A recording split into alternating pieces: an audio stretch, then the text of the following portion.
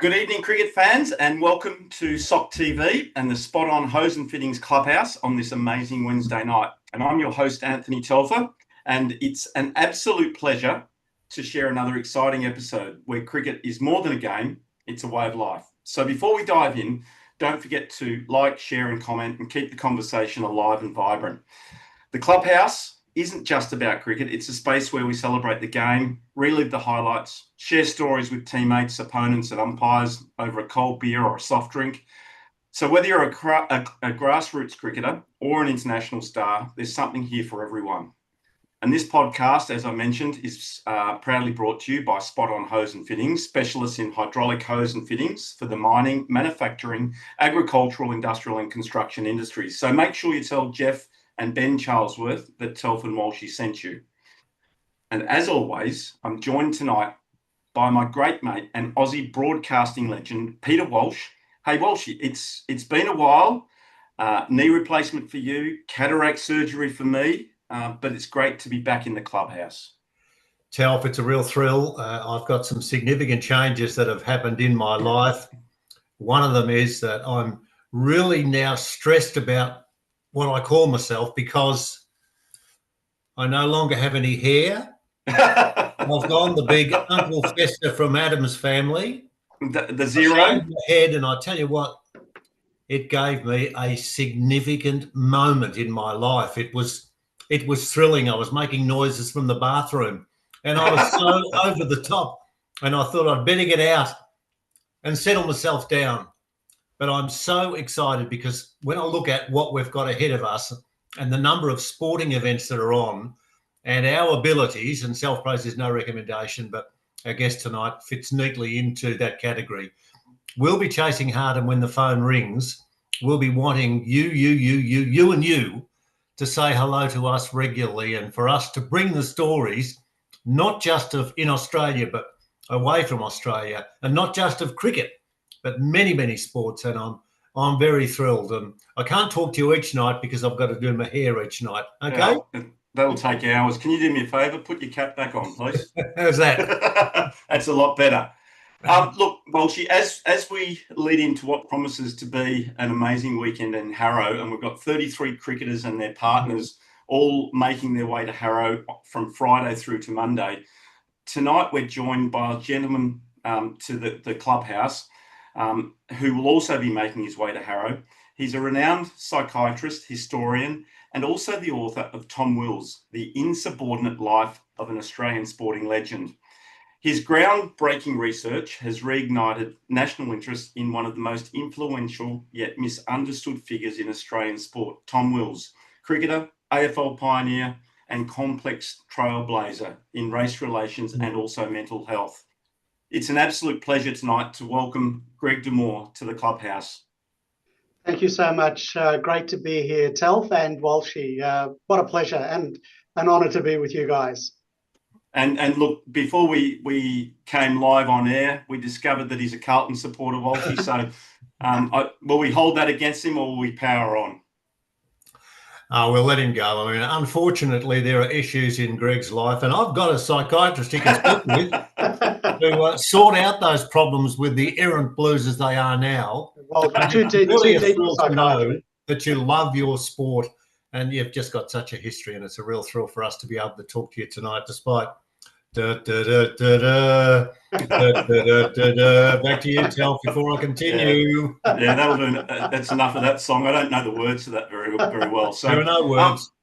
Look, before we do get started, as we touched on at the start, we spoke about men's mental health tonight with Greg and Walshy, but I want to shout out to two organisations that we're aligned with here at the Spirit of Cricket. One is the IF Project from Queensland with Clint Hoffman, and he's making a big difference to men's mental health, not just here in Australia, but around the world, but also to Blooming Minds from WA.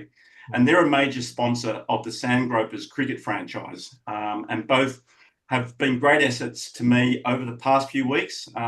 It's been a tough couple of weeks for me personally. And if I can just leave this message before we get to Greg, it's okay to tell your mates that you're not okay. So I'll leave that message with you. And let's get edition number 119 started of the Spot On Hose and Fittings Clubhouse. And Greg, when we have a guest in our clubhouse, we like to find out a little bit of background about them. So I'd like you to just tell us about your background, both as a psychiatrist and a historian, and how those worlds came together. Well, it's actually probably goes back a bit further. So mum and dad migrated to Australia, this extraordinary country, from Sri Lanka. They called it Ceylon. And so they came here in 1948. And I'm speaking to you from Sydney, actually Westmead Hospital, which is this massive 1,000-bed hospital. Mum and dad, coming from the tropics, for some crazy reason, decided to migrate to Melbourne. And they set up shop in North Coburg. And my dad was a champion cricketer. He actually, when he came to Australia, he played with the under-23 Queensland team. They call the Queensland Colts, and actually opened the batting in one game with Peter Burge. Wow. So he was a very talented cricketer. He also played, he liked his rugby, so he was a very talented footy player as well as a cricketer. Mum was a musician. They came to Melbourne for various reasons, mainly because they could get a job. Married, and we all grew up. So I'm one of three boys. I'm the middle of three boys.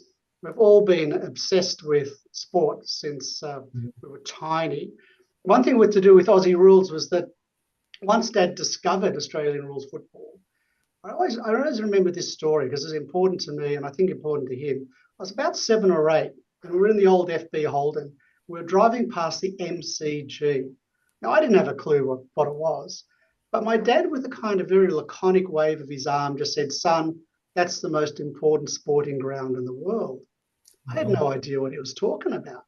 But many, many years later, towards the end of his life, we talked about that moment. And he explained to me that coming to a new country, he was 26 when he came to Australia, he felt it was very important to become part of the native culture, if you like, Melbourne culture. And he knew and loved cricket, but he didn't know anything about Aussie rules. So for him, following Australian rules football and cricket while living in Melbourne was deeply important.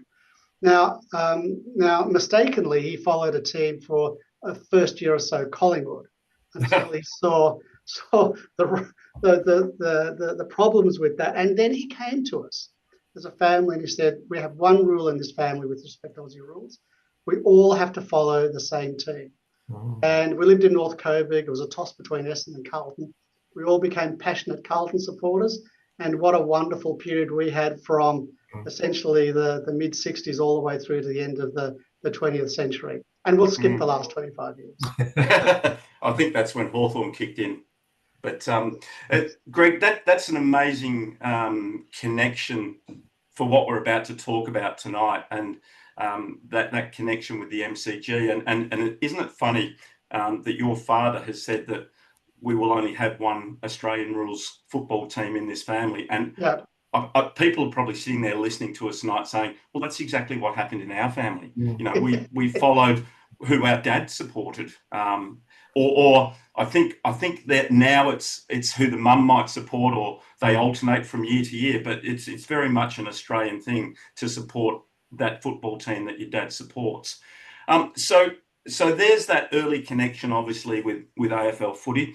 Yeah. What sparked your interest in Tom Wills? And was there a moment with your psychiatric work that triggered that journey, or was it an underlying reason? I've always been interested in figures who, what I'd call them polymaths. I was very lucky when I was a student. I won a scholarship to go from Faulkner High School, which was a poor school, to a very wealthy school, Wesley College. Anyway, the scholarship I won was called the Roy Park Scholarship. Roy Park had actually played one test match for Australia. And he was also a VFL footballer with university. So I've always loved polymaths. So I went to Wesley, did very well, went to Melbourne University, and for various reasons I came up to Sydney. Now, I was working in this huge hospital, it was very, very busy, and essentially some years ago, it was in the mid-1990s, I knew that I needed a change in my life. I was saying, you mentioned mental health at the start of this show. It's a very serious subject. You know, each day I'd go to the emergency department of Westmead Hospital, and there would be 4 to 6 people waiting to see me, most of whom had tried to take their life the day before. And that's repeated all around the country. And I've done it for many years. I hoped I'd done some good. Sometimes you're not sure, but you hope you've done some good. Anyway, I had the opportunity of going living in the United States for a year in Manhattan. And I got married before I went, and I took my wife Heather over. And it was that year in Manhattan, in New York, that really changed my perspective on a range of things. Manhattan's a very intense place. And after almost a year, I had the opportunity of staying there. And I came back and I told my wife that I wanted to stay in America and not come back to Australia. And she was furious with me. And she's, there's no way I'm having children here. And she said, no, we're coming back anyway. This is in my last week, I went to the Twin Towers in Manhattan, and I was in an elevator in the Twin Towers. There were two pommy guys, very wealthy guys, and they're talking about sport, rugby and cricket. And I remember they were talking about a game of rugby union, and one pommy guy said to the other, the great thing about rugby union is that it's our game. It's an English game. And I remember thinking, I'm going to go back to Sydney, and they all followed rugby union, rugby league. And I'm thinking, that's a pommy game. It's an English game. And I really became very passionate about Australian rules. I'd always loved it, but I really thought this is something we created. And when we came back home after that year, and so my wife did get her way, I came back, and literally within the first week or so, I read about this guy called Tom Wills. It was just a short article in the paper. Never ever heard of him before. And it just said that he was our first grade cricketer and the man who started Australian rules football. So I went and they told me that he died in 1880 in Melbourne. So I went to the library, found an old newspaper from 1880 from Melbourne called the Argus. And there it was, Tom Wills' obituary. Tom Wills, great cricketer, takes his own life. Now, with my psychiatric background, I was completely captivated. So I read this obituary, and my life's course just changed literally within 30 minutes. And what changed it was that the day before Tom took his life in 1880, he was admitted to a hospital, the Royal Melbourne Hospital, which happened to be the hospital where I was trained to be a doctor as a medical student. And I just thought, I was sitting up in Sydney, I thought, wouldn't it be amazing if the Royal Melbourne had kept Tom's medical notes? So I rang the Royal Melbourne, asked them that ridiculous question, thinking, oh, maybe 1880 we're talking about. Yeah, and no it chance. turns out if I'd have had more knowledge, I would never have even made the call. But because I was naive, I just called. It turns out they have an archivist. She said, Greg, we have boxes at the back of our hospital with notes from the 19th century. Come down, have a look. And I did 6 weeks later, and I found Tom's medical notes, and it told me why he died, why he took his life. And that literally, when I discovered those notes, I went out to my favourite pub, which was Norton's Hotel, opposite Melbourne University in Royal Parade. I became quite intoxicated, and I'd made it in that intoxicated state that I was going to ditch being a full-time medical specialist. And I only worked 2 or 3 days a week for the next 12 years and travelled the world just collecting material about Tom Wills to write the story. That's how it all happened. Yeah, well, so one last question from me, and then I'm going to throw to Walshy. And you talk about the last 12 years of writing this book or doing the research. Yeah. What was the most challenging aspect of bringing the Tom Wills story to life? Heaps of things. It's just you're trying to resurrect someone who's been dead since 1880, so no one knows him, literally no one. And so many people I went to said I was wasting my time. People have tried to do this in previous decades. So there was that and it was a slightly Australian thing about, why do you want to bother doing that? No one's even heard of this guy. But I was trying to explain to them how important this was. So there was that sort of cultural aspect that was hard. The other thing was tough was that the deposits, the letters were found all over Australia and all over the world. So I had to travel a lot. So I'd often go to a medical conference, give a paper, and then spend the next week just doing Tom Wills research. And that's how I worked my way around the world to find all this material. Fantastic. Walshy? Greg, were you at any stage fearful of what you might find? Because stark reality sometimes can whack you on the end of your jaw, particularly seeing you're a man who loves the research and would have felt the obligation to pass on what you found to other people, like in speaking engagements, that sort of thing. Yes. How did you cope with that? The one thing I was determined, and I reflect upon this quite a bit, When I started the research, I felt that there was a lot of mythology around Tom Wills. So I was determined to find the facts and lay them out for a reader, no matter what I found, good, bad, and different. I felt that was my obligation with my academic background. Things I was concerned about, would I find things about him that might disturb his family? So I contacted the family, were incredibly helpful in my allowing me to do the project. I couldn't have done it without them. But when you're talking about something like a man who takes his own life at a relatively young age, at only 44, he was a heavy drinker. There were things that might come up in letters that might be embarrassing for a family. So I was very wary is not quite the right word, certainly sensitive to how they may feel. And I still am when I present the story. So that was my great concern. And it did take some negotiation, some understandable negotiation with family members along the way. So you are right. It wasn't a straightforward process, Walter. And yet you would have had to have relied a lot on correspondence from people and letters that you would have discovered that initially there's no way known you would have thought they'd be about, but they would have told you stories. And I'm sure you're a learned man, you know your stuff. They would have shocked you in lots of times. When I started the research, I actually planned to do a 2-page article. That's what I planned to do.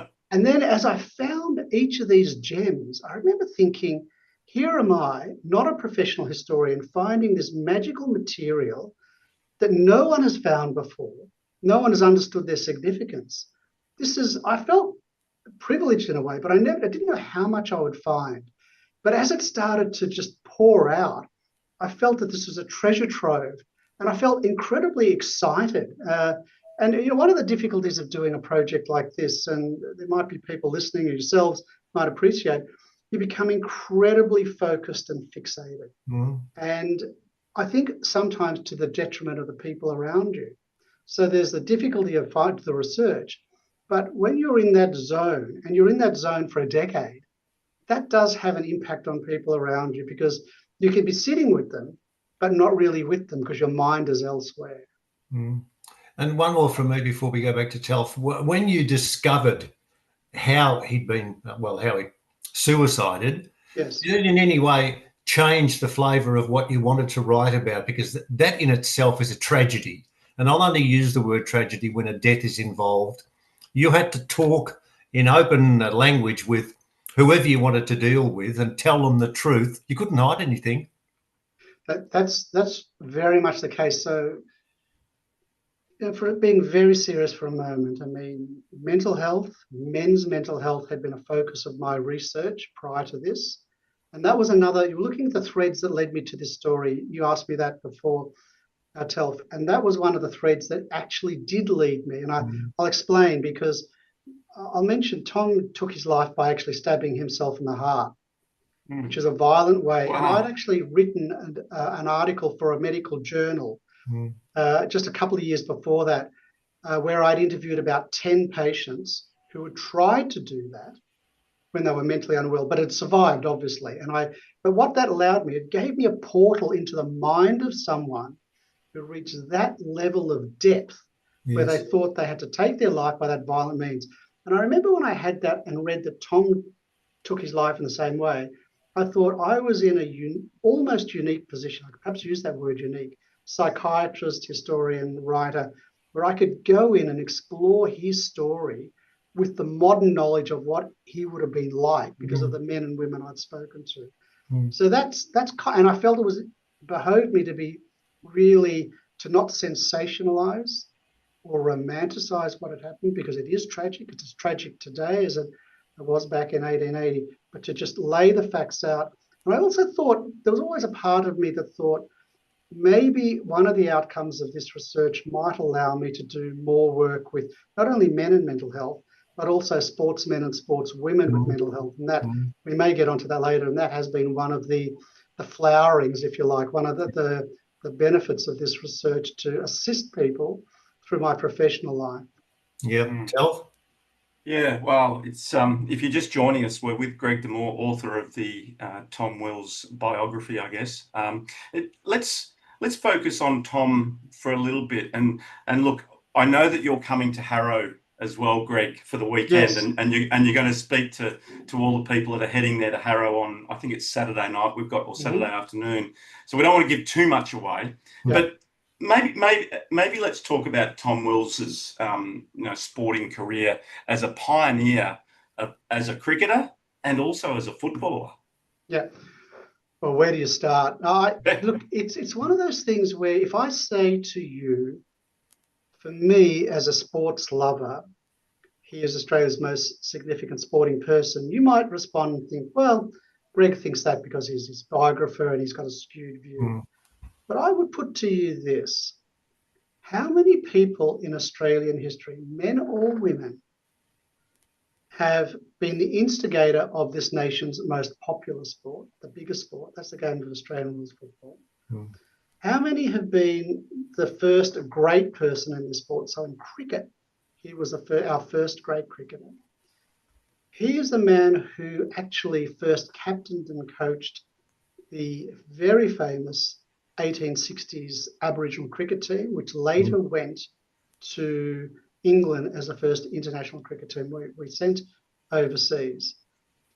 How many people can you name who have done that, reached the heights in their field, but also not only created the game, many of the strategies we see in Australian rules football and even some in cricket go back to Tom Wills. There are marvellous people.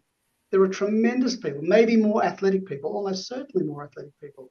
But how many have created and shifted our sporting culture as much as Tom? So in my mind, that was always what I felt from the very first days of reading and researching about him.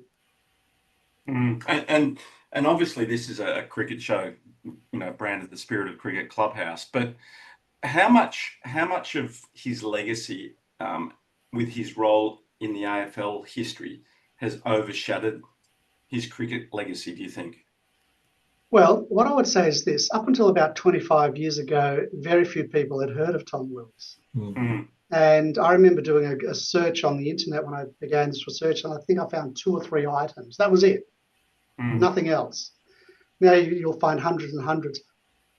I think he has not reached his height in either football or cricket. With respect to football, I personally think the AFL have been appalling in the way they have taken hold of this story and not raised it to a level and made it a focus of discussion, his life and what it tells us about sporting life. I mean, this week we've had some very important and sad news in and around mental health in Australian rules football. These issues have been with us since the beginning of colonial times. So yes, football has overshadowed cricket, but it's a long way to go in football. Cricket, I think, is the area where really he should be championed. I mean, as one of our really, truly great cricketers. In terms of what he did with the Aboriginal cricket team, the background to that, which we might talk about, the tragedy with respect to his father, the fact that he was a really first celebrity cricketer. If you could imagine, I often think of, if you could imagine someone with the looks of a famous movie star, coupled with maybe the skills of a Bradman, you might have an idea, or a Keith Miller. That's the sort of man that Tom Wills was. And so he really helped shape cricket. So one thing he did with cricket, so when he was early in his career in Victoria, when they bowled, they would often bowl underarm, or what they call sidearm, like Malinga, the champion Sri Lankan fast bowler. You weren't allowed to raise your arm above the horizontal until that was changed in Marylebone in England. But Tom broke that rule frequently because he's an extremely fast bowler, and he helped forge overarm bowling in Australia. And that was just one example of the way he helped shape and craft the game of cricket in Australia.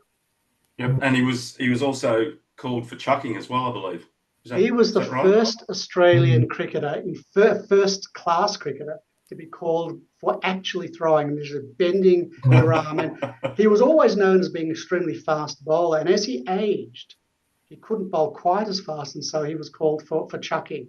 But he was a notorious individual, and he would try and deceive the umpire, talk his way out of it, or get the umpire to look elsewhere whilst he actually bent his arm. Yeah. And one last question before back to the great man, Peter Walsh. The first game of cricket that was played, and I've only become aware, and I'm a cricket tragic, right? But I've only become aware of this first game at the MCG that Tom Wills instigated. Tell us a little bit about that. Are we talking about the Aboriginal cricket team? Yeah. So this is when it was played. Yeah, that's quite significant. So Tom Wills, just so your listeners are aware and viewers are aware, Tom Wills he was born in New South Wales, and I think there's an irony there that the man who starts Australian rules football is actually a New South Welshman. Could I leave it at that? Yeah. He then comes down at the age of 4, and from 4 to 40 he grows up in the Grand Hills, and he grows up with Aboriginal kids. Very important, because his link with Aboriginal people is complex, subtle, and pulls in many ways. It wasn't a simple relationship. When he's 14, he's dispatched to England, where he goes to school. He comes back 6 years later as a young champion cricketer, and so he becomes the star cricketer. He remains the star cricketer for a long period of time, and then in 1866, to get to the match you're talking about, Tom is 31 years of age, the finest cricketer in Melbourne, and he travels to Western Victoria, to the far western towns of Casterton, Harrow, Edenhope, and he helps find 10 Aboriginal cricketers, and he becomes their captain and coach and brings them back to the MCG, the Melbourne Cricket Ground, the biggest day of the cricket calendar, Boxing Day 1866. And what does this white man do? The Don Bradman of his era. He brings his 10 cricketers and he plays on the Melbourne Cricket Ground against the Melbourne Cricket Club. Now, what I love about this is a little bit of duplicity from the Melbourne Cricket Club that you probably don't know. When Tom got to the MCG with his black team, Aboriginal team, he could see that they were extremely nervous because there were about 10,000 people watching the first day's play. Wow. 10,000 people. And he said to the MCC, could his team, the Aboriginal team, not bat first, but field, so they could get used to it. And I've lost you. Hello? Can you hear me now? Yeah, got you. Yeah, I can. Yep, got you back. Sorry. As I was saying, the MCC refused Tom's request to allow the Aboriginal team to field first, and they ended up batting first, and they didn't bat all that well. They lost the match, but although the Aboriginal team and Tom lost the match, they won the affection of Melburnians.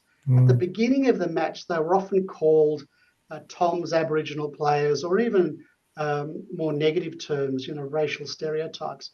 But by the end of the game, even though they had lost, they were called our Aborigines, our Victorian Aboriginal team. So he really brought shone a light on race relationships in captaining this team in front of such a large crowd. And it was the headline event of the day. It wasn't climate change. It wasn't Donald Trump.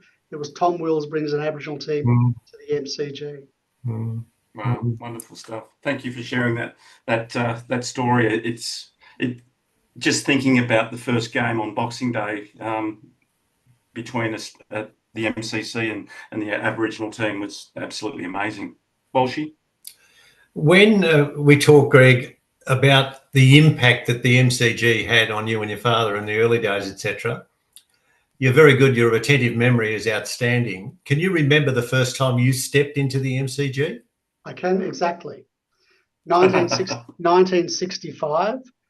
The background to that was we were Carlton followers, but of course I was either 6 or just about to turn 7, 1965. And I'd been nagging my mum and dad to go to my first, we were called VFL back then, yes. VFL match. And Dad felt that we weren't old enough. But in the middle of 1965, Mum was doing the cut sandwiches in our kitchen, making the thermos flask of coffee or tea. And we all piled into the FB Holden, my 2 brothers, myself, my mum and dad, and we went into what is now, I suppose, the Great Southern Stand. And we were right up, and I can remember sitting in the gloom of this huge stand, looking down across at Carlton playing Melbourne. And I could barely see the players because they were tiny. But I can say to this day, it was captivating. And I went back home and I remember thinking, so I made blue and white streamers and pretended I had floggers next to my bed. And so 65, 66, Barassi had come, and then 67 was the magical year. Alex Jesaulenko arrived from East Lakes and the ACT, and Carlton were off. And I've really never looked back. Alex Jesaulenko is 89 and is working beautifully. And yeah, he'll be sad tomorrow because I should mention this. Robert Walls, we lost last week, a luminary person, and myself and Telf talked about him on many occasions. And yeah, there's some sadness at the MCG tomorrow when we officially say goodbye to Robert Walls. But I don't want to digress. I want to stay on this theme. We've talked about your passion for Carlton, etc. Where did you pick up through the work that you did on Tom as to when he became so aware of the Indigenous people? And he was surrounded by them. We know that there was an alcohol issue which, determined his death. But when he was aware that there were some very good sports people that played the game at the highest level, more so in cricket at that time than football. So, yeah, it's interesting. So Tom grew up with Aboriginal kids in Western Victoria, in and around the Grampians. So we know what's important is this. He learned to speak their language fluently at that time. He learned their songs, their games as well. So that's when he was a kid. He goes to England, he comes back, he's playing cricket. Then he gets this opportunity to go to far Western Victoria and train and captain and coach this very developing Aboriginal team. Now, the Aboriginal players, the men, they were local farm labourers in Western Victoria, and they'd been playing local games of cricket and getting some tuition from some of the pastoralists, the farmers. But of course, that's a limited amount of tuition. Tom actually was picked for the purpose as being the finest cricketer in the land to go there. Now, that in itself is extraordinary. We're talking about 1866. Now, when he made that decision to leave Melbourne, which was the hotbed of sport, cricket and footy, why would you leave to go to the far Western Victoria? And his colleagues, his fellow cricketers, thought he was a mad. They said, what the hell are you doing? Where are you going? And what sort of crazy notion do you have? And so when he goes there, he actually sees how good some of the players. Now, there's one player in particular, Una Murraman, Johnny Muller. And Johnny was a rabbit skinner and a sheep shearer. And I'll show the photograph of the waterhole when I'm down at Harrow.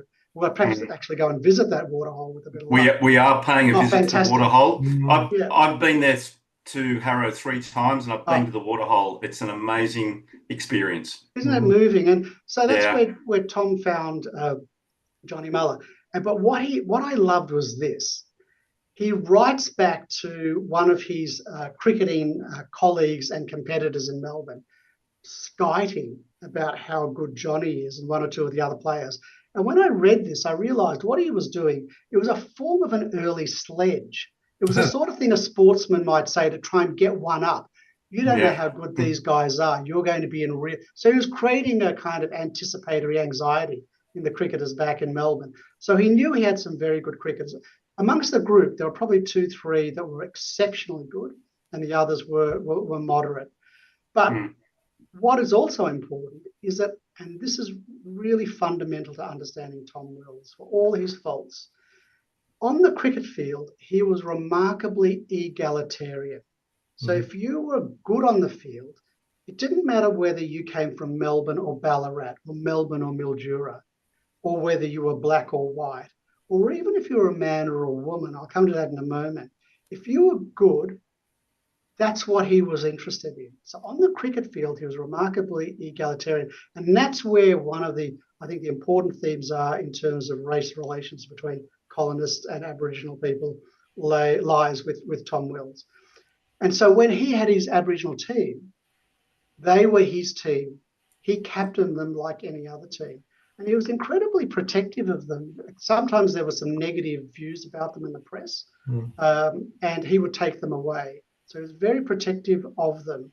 So he had that view, and clearly He felt, though, that he needed to take the lead, and he did. He often bowled first. He was the, probably certainly the best bowler, one of the best batters. Johnny Muller was probably a better batter than him, than Tom Wills. But he really took an active role. But before I forget, because I do want to mention this, because I had mentioned this egalitarianism. What you may not know, and given this a cricket show, is where the first female cricket team played. You might know that, but it's from Sandhurst, Bendigo. Oh, and really? in the mid-1870s, Tom got whiff of that. And this women's team, they wanted to come down to Melbourne to play cricket. And of course, the response from most Melbourne cricketers was incredibly negative.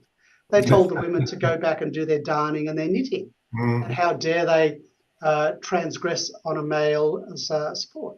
Interestingly, Tom was reported in the news as writing to them and inviting them to Geelong. Oh, really? Now, that's an extremely unusual thing. I don't want to overly romanticize Tom, but I mention that because it gives you an inkling about that sense of you are good at sport and interested in sport. That's his focus. Oh, now, off the field, he was a mess in many ways. There's one quick one from me, Greg, before we go back to Telf. We talked about his issues which eventually brought his undoing, and that was the suicide. Yeah. Is there any way of knowing in the correspondence that you would have read when you did all your research, did he have anyone who put the hand up to try and help him when he was going through what might have been one or two or so many difficult areas in his life? Absolutely not. And this is an important point for the 21st century, because he's not the only letters I've looked at over the years of prominent cricketers who have died in unfortunate ways, looking back over the last 100 or so years. And the tragedy is this: if that situation occurred with Tom today, prior to him taking his life, we have the knowledge and understanding and the treatment to have actually stopped it. Absolutely. And I'll explain what that is. It's just not words and me saying this. So he died at the age of 44. He, like so many cricketers of the era, was a heavy drinker. Over the years, his income dwindled. He had difficulty drinking, and he ran out of alcohol probably a week or so prior to his death. Now, when he was an alcoholic, if you stop drinking suddenly, you go into a situation we call alcohol withdrawal. You may have heard the term DTs, delirium tremens. That's where someone's withdrawn from alcohol and they get very confused. They start hallucinating. They imagine they see things. They get frightened and paranoid. And that's the state he was in, because he had stopped drinking, because he didn't have any money, or most likely, in DTs, and he was taken to the hospital in that state. Now, if he stayed there only a few hours and then in that state ran away, absconded from hospital, and he took his life. Now, today, if that situation had occurred, he had been brought in, and we see this. I see this in the ED at Westmead Hospital. We would give him medications that would bring him down in the next 24, 48 hours, and we would be able to stop that. Now, that's the immediate way we would stop it. The bigger terms issues are to do with the issue of substance abuse in sport. That would also need to be addressed as we try to address it today, and also the broader issue of mental health in sport. The fact is that in the 19th century, people didn't often conceptualize or think of mental illness as an illness. It was a kind of moral failing or a religious failing. But now we have a different perspective, and I think, and I hope dearly, that it does allow people to reach out, and more importantly at times, for us to reach into them. Telf. Yeah, very good. Very, very quickly, Greg, because obviously we've got a lot of people that are watching tonight that are probably going to end up in Harrow on the weekend, and we don't want to take too much away from what you're going to speak about in Harrow. But very quickly, tell us about that famous trip to England, and you probably went to England to do some research. What did you find over there, and what was it like for Wills and the team? Well, in two things. Now, Wills went to England when he was a boy, so he went there for his education when he was 14, and he was there for about 6 years, and he was at rugby school, and that was an amazing experience. I'll just mention that because when I went to rugby, it's a very posh school, and beautiful ovals. And they played rugby and cricket on the same field. So what you probably don't know is that the history of playing Aussie rules and cricket on the same field owes a lot to Tom's time at rugby. So he comes back to Melbourne and says, this is what we should be doing, playing football and cricket on the same field. Now, of course, that's caused no end of issues, but that's what he did. So, but when I was over there, it was remarkable. You know, the things they had. I found his letters from the 1850s and other people's letters describing Tom. So it was it was a treasure trove in what they kept. Now, the other thing is, Tom did not go although he captained the Aboriginal team on Boxing Day and around Australia, he didn't take the team to England. At the last moment, he fell out of favour for various reasons, and it was an English cricketer who took the Aboriginal team to England.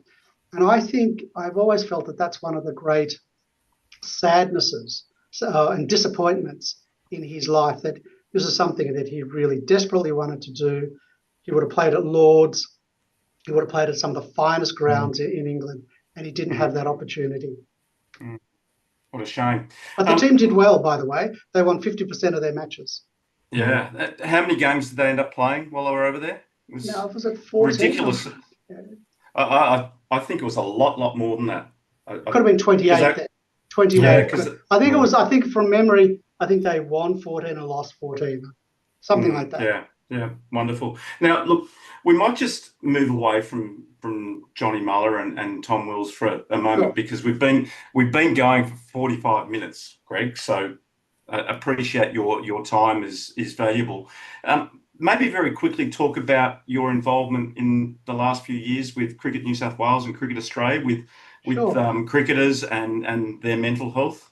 Yeah, so it's interesting. About a decade or so ago, I was invited to the High Performance Centre for Cricket Australia in Queensland, and I gave a talk about Wills and how important I thought he was to the history of cricket and sport in this country. And James Sutherland, the then CE, was in the front row, and he came up to me afterwards and we started to talk about issues in and around mental health in cricket. And I don't know the exact steps that occurred afterwards, but relatively soon afterwards, I was contacted and asked if I would see a cricketer. I won't mention his name, but he has spoken about this quite publicly. So he's quite happy to talk about these things publicly. And it was interesting because it was almost Christmas time, and Cricket Australia and Cricket New South Wales couldn't find a psychiatrist because they'd all gone on holidays. And I was working as a public psychiatrist at Westmead Hospital. They rang and I said, yeah, sure, I'm happy to see him. And he came in. And what I would take from this is that my own prejudice about this, because I thought this is a young man. He was, he's in his 20s, and I thought this will be someone who's had red carpet laid out for him and will be earning a lot of money, and that he'll be not too bad. And when I saw him from a distance, that kind of confirmed that prejudice and ill-conceived prejudice, I might say, because he looked magisterial, square shoulders, incredibly fit, as they all are. But within 15, 20 minutes, when I scratched away that kind of surface bravado, he had every symptom you'd ever want of a condition we call melancholic depression. It's a severe depression. But often people, particularly men, can actually have this kind of front, sort of like a phony or false self that they show to the world. And I think what you try to do in that situation when you're speaking to someone is to give that person what they regard as a safe space, that they can let some of those barriers down. And that's what happened. And within 15, 20 minutes, I remember thinking, my God, this man is seriously and severely depressed. And I treated him. He did very well. His career also did very well. And really, since that time, I've seen players and also staff and other people related to Cricket Australia and Cricket New South Wales. And it's been, for me, a very important component of the work I've done on Tom Wills, because it's a way of linking with the history, but also doing something pragmatic, where you can actually use your range of skills to help someone in the here and now. I often think if I could teleport myself back to 1880 and see Tom Wills before he reached that point. And that, if I can leave anyone with a message about what one can do, and there are limits to what we can do to stop people harming themselves, but that what we should do is try and make sure that people aren't alone. That social connection, conversation, being ready to talk to someone and be with someone, that sense of connectedness to other people, that over my professional career is really the most important message that I'd want to get across. Yeah, that loneliness, and obviously we see, players at sporting clubs, and it's a big part of their life, and they leave that environment and they're by themselves when they get out, and obviously they end up in places that we don't want them to be. So look, I'm going to throw probably to Walshy now to ask a couple more questions, then we'll wrap up, let you go. Looking forward to obviously catching up with you in Harrow. So I'll throw to Walshy and then we'll wrap it up and we'll talk more. We might even get you back on again because there's so many more areas I'd love to cover with you. Thanks, Chelf. Greg, it's probably unfair for me to ask this question, but I want to. Is you've spoken about Tom Wills, you've spoken about the research, you've spoken about your knowledge and your abilities. Don't cut yourself short. Your abilities to glean information that is then put in a book, and we're just being totally blown away by what you've been able to say. Have you seen another Tom Wills out there? Have you seen someone who could be a Tom Wills? This is not going back to the 1800s. This is going back to what we're seeing in our livelihood in sport now. And you've come across a lot with the work that you do. I think there are Tom Willses everywhere. And I think I think he's a kind of archetypal story of the great sportsman, if you like, and sportswomen. Let's not forget about women.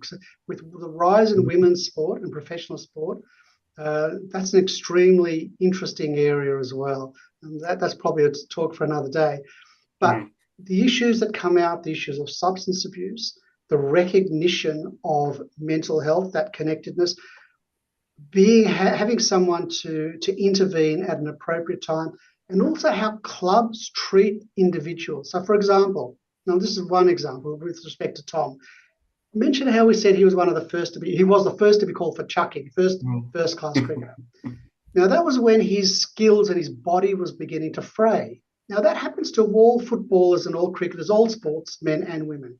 There'll come a point when it becomes harder to bowl 90 miles an hour. They'll drop to 80 miles an hour, whatever it is, and clubs will see that, states will see that, national teams will see that. How do we treat people at that point? Now, historically, what we've done is we've cast aside sports people. We've said, well, your time is up, and they've dispensed with them. So that's what we should not be doing. And I think we're so much better at it. But so when a player, whether it be a footballer, cricketer, and this happens every day, you'll see it throughout the community, when they're heading towards the end of the career, that's a critical point in terms of their physical and mental welfare, and how clubs treat them with respect, courtesy, and understanding, and they simply don't cast them aside because they're no longer what they were, say, 10 years before. That is critical. And so, yes, I see stories and elements of Wills all around me, Walshy. All right, one more from me and a short one. You get bombarded. I don't want this to be the incorrect expression, but you go into your office and there are people that are talking to you about the issues that they're trying to deal with, and they're calling on your experience. They need you to help. And I could, in some small way, think to myself, you leave your office drained. You've had half a dozen patients who've sat and spoken to you and given off what we're saying, talk to someone. You go home to a wife and family. Who do you talk to if you need to feel the need to be able to refresh and get yourself back to square one before you face the same, not demons, but issues the following day? Yeah, that's an extremely good question, and I'm asked that a lot. And I could give you a kind of facile answer and say, well, I leave and I go for a walk or whatever. And I do try to do that. But the reality is that sometimes that can be difficult. I think that is a truth. So that's an important thing, I think, to recognise that it is hard sometimes to leave that. So, but I think there are definitely some things we can do to assist. So in my profession, we have what are called peer support groups. And I had one, in fact, this morning where psychiatrists essentially sit around a circle and we talk. We talk about the difficult people we've seen. It's all done confidentially, so we're not divulging details. And I think that's terribly important because you're sitting with a circle of comrades and peers and people understand what you're going through. And they can be supportive or point you in a different direction. So that's an important principle, I think, for all of us, no matter what sort of work we're in, that we need that peer support. But that aside, I do think there is, I think it's also with maturity, I've done this for quite some time. Psychiatry and mental health care is terribly important, but I'm also aware that it can't solve everything.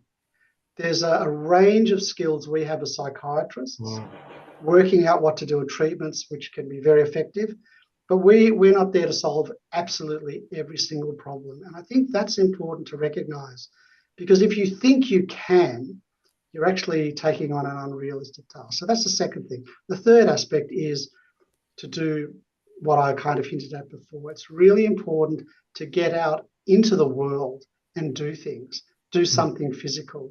And whether it be, for me, going and having a hit of a tennis ball, or when my son was playing cricket, he stopped in the last couple of years, going to the nets and, bamboozling him with my brilliant googlies and putting on the pads and batting. Yeah. I love that. And that sort of physical expression and just sweating is terribly important for me anyway.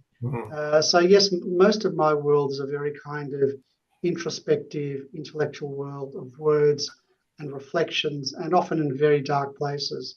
But the world is far more than that. And I think that you need to get out. So I think that getting out for all of us and linking in with the community is really just instrumental to our lives. Yeah. Thanks very much for that candid response, Greg. Back to you, Telf. Yeah, Greg, I really can't wait to meet you in person on Friday night. I know Russell Wilson's going to be bringing you up from Melbourne, and you'll love Russell. He's a Tom Wills fan. I think you may have met him before, Yes. somewhere in your journey. But I'm really looking forward to Harrow. Just quickly, you've been there before. Maybe just share what people are going to experience this weekend, and then we'll wrap it up, and maybe even give a plug for where people can get your book from. Yeah, sure. Well, the book, Tom Wills, The Insubordinate Life of an Australian Sporting Legend, you can get it anywhere if you like. Just go online. It's I wrote the book really. It's not to make money. It was because this was I felt this was an important national story, and I still feel that. Harrow, I think far western Victoria is a deeply emotional place for me. I went there as a kid. And I always remember the beautiful gum trees, the deep creeks, and I think it's a very kind of almost a spiritual landscape. I think it's one of those beautiful parts of Australia. And in terms of the long weekend, we will be there. I will be there with fellow cricket tragics. We will talk cricket, but I'm sure we'll talk about a range of other things. And I think for your listeners and viewers, if you haven't been to that part of the world, please go there. You won't regret going to one of the most gorgeous parts of Australia. Yeah, and it's going to be a fabulous weekend. There's lots planned. Maybe even bring your cricket whites. If you want to bowl some googlies, we'll let you jump on the field, and maybe you can play for the South Australians, because the Victorians are currently bragging about how they're going to whip our butts. But it's going to be a fun weekend, that's for sure. I'm now going to throw back to Walshy. He's going to give our sponsor a plug, and this is worth waiting for, Greg. And then also we're going to have a competition for our viewers. So over to you, Walshy. A new competition, and don't think this will fall by the wayside after just 1 week like Carlton have been doing during this year. We will hang on, and we will not suffer an attack of the blues as we roll into the rest of this season. From manufacturing to delivery, wherever you are in Australia, there's only one name you need to know: Spot On Hose and Fittings, based in Wollongong, now with new offices in Newcastle. Spot On is your go-to team for hydraulic hoses, fittings, adapters, valves, and connectors, with delivery available Australia-wide. And here's the best part. They've got on-site testing facilities, so you know what you're getting, and it's at the highest quality every time. From the mining, manufacturing, agriculture, industrial, or construction industries, Spot On is the team to see. Tell Jeff and Ben Charlesworth that Telf and myself sent you. Now, here we go with our question. Now, Telf's got to work out and tell us how you actually make contact by being involved in winning, because I am incompetent when it comes to this part of the deal. I'll ask the question. Listen carefully. You've heard the answer through the brilliant display in the program of Greg. What was the date of the first game at the MCG, where the two teams we've been mentioning regularly throughout our program, when they played? The date of the first game at the MCG, and who were the two teams that played. A winner will receive a Harrow Tour hoodie valued at $80. Winners will be announced next week. That's the one. Yeah. And, of course, next week in the clubhouse, put your answer to us via Messenger. And, Michael Voss, you are not allowed to enter, okay? No, I have to say, guys, but I have more recently adopted Greater Western Sydney. Oh, no. Well, we could say they can't get any people there, but we won't, because that will start another argument. I tell you what we're going to do. We're going to give you one of these yellow hoodies, and you'll have to wear it to the orange army, the orange tsunami. So, yes.